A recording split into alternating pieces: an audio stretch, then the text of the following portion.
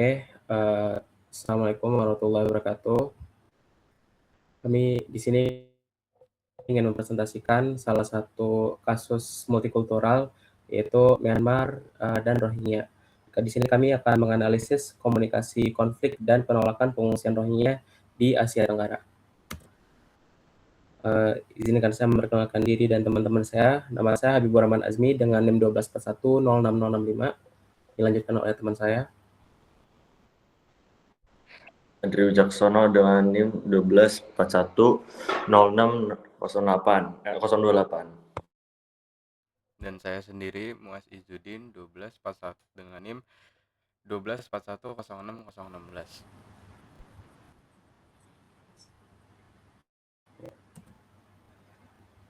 Baik, di sini saya akan menjelaskan tentang latar belakang dan akar sejarahnya, yang dimana krisis Rohingya ini merupakan salah satu masalah kemanusiaan terbesar di dunia. Serta PBB sudah menetapkan Rohingya sebagai etnis yang paling banyak mengalami persekusi dan menjadi kelompok stateless atau tanpa kewarganegaraan terbesar akibat diberlakukannya Undang-Undang Kewarganegaraan Myanmar tahun 1982. Konflik ini bukan semata-mata dipicu oleh perbedaan agama saja, tapi juga tindakan pembersihan etnis yang dilakukan oleh junta militer Myanmar serta dipengaruhi juga beberapa faktor seperti ekonomi, perebutan sumber daya di wilayah miskin, serta eksploitasi sentimen etnis oleh militer. Dampaknya ini lebih besar, yaitu 1 juta warga Rohingya terpaksa mengungsi dan sebagian besar tinggal di kamp pengungsian Cox's Bazar di Bangladesh, sementara sisanya menyebar ke berbagai negara di Asia Tenggara melalui jalur laut untuk mencari perlindungan. Nah, ada juga realita lapangan yaitu dinamika penolakan di Asia Tenggara sendiri. Pada awalnya pengungsi Rohingya diterima di beberapa negara di Asia Tenggara, khususnya Malaysia dan Aceh, atas dasar solidaritas kemanusiaan dan kesamaan identitas sebagai komunitas Muslim. Namun seiring berjalannya waktu, seperti perubahan sikap yang signifikan dari masyarakat dan juga rasa simpati menjadi penolakan secara masif di tingkat akar rumput. Penolakan tersebut diwujudkan melalui pemasangan banner penolakan di ruang publik, termasuk di depan masjid dan juga pengusiran kapal pengungsi di perairan, serta tuntutan masyarakat agar para pengungsi ini segera direlokasi ke tempat lain. Nah, berikut adalah dampak konflik dan anatomi penolakan di 3 negara tujuan. Yang pertama, adanya penolakan di Aceh, yaitu dipengaruhi oleh keterbatasan kapasitas penampung dan pengalaman negatif dengan sebagian pengungsi, serta kekhawatiran juga dari masyarakat terhadap keamanan dan ketertiban warga sekitar. Terus ada juga Malaysia yang menolak pengungsi Rohingya karena keterbatasan ekonomi dan juga belum meratifikasi konvensi pengungsi PBB dan alasan keamanan.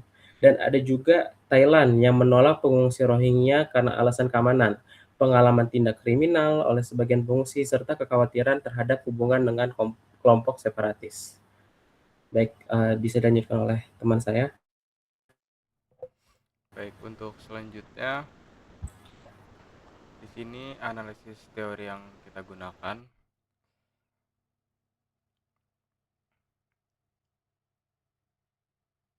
Untuk teori pertama yang kita gunakan itu adalah teori komunikasi antar budaya, effective intercultural communication.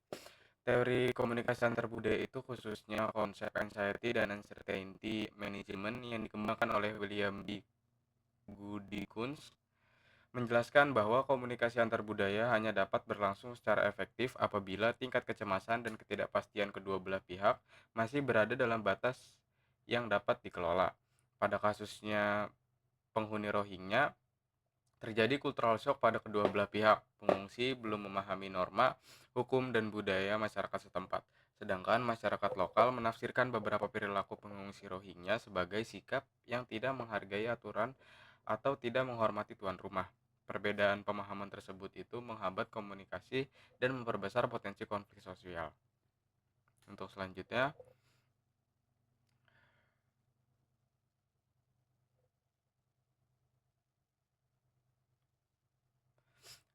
Teori kedua yang kita gunakan itu adalah teori reduksi ketidakpastian atau uncertainty reduction theory. Teori reduksi ketidakpastian yang dikembangkan oleh Charles Berger dan Richard Calabrese menjelaskan bahwa ketika seseorang berinteraksi dengan kelompok yang belum dikenalnya, maka akan muncul ketidakpastian yang dapat menimbulkan kecemasan. Dalam kasus penghuni Rohingya sendiri, di Aceh dan di Malaysia, masyarakat setempat tidak memiliki informasi yang cukup mengenai identitas, latar belakang, maupun tujuan setiap pengungsi. Kondisi ini menyebabkan munculnya prasangka, kekhawatiran terhadap ancaman, keamanan, serta penolakan sebagai bentuk antisipasi terhadap risiko yang dianggap mungkin terjadi. Untuk selanjutnya akan dijelaskan oleh teman saya.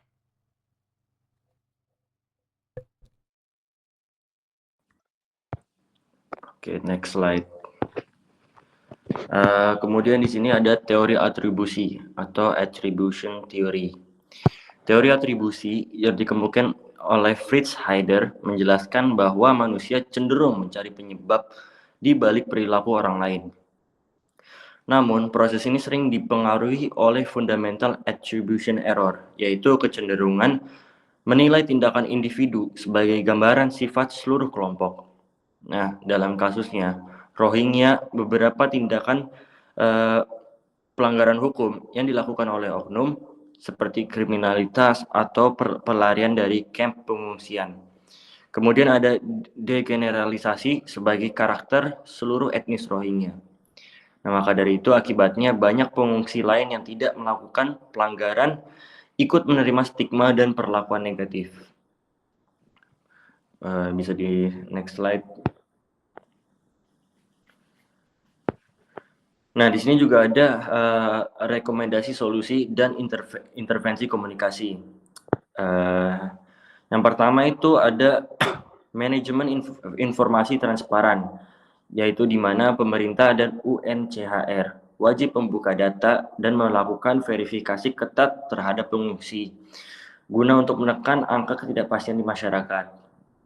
Yang kedua, ada program asimilasi dan orientasi budaya, yaitu memberikan edukasi hukum, norma sosial, dan budaya lokal kepada pengungsi sebelum ditempatkan di shelter sementara.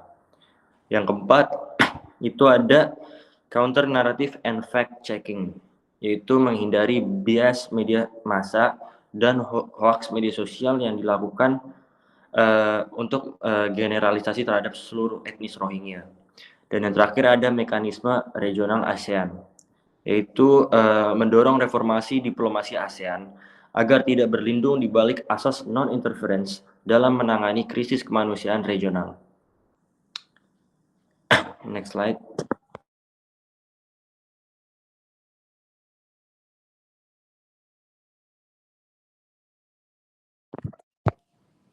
Di sini itu ada daftar pustaka dan sumber-sumbernya.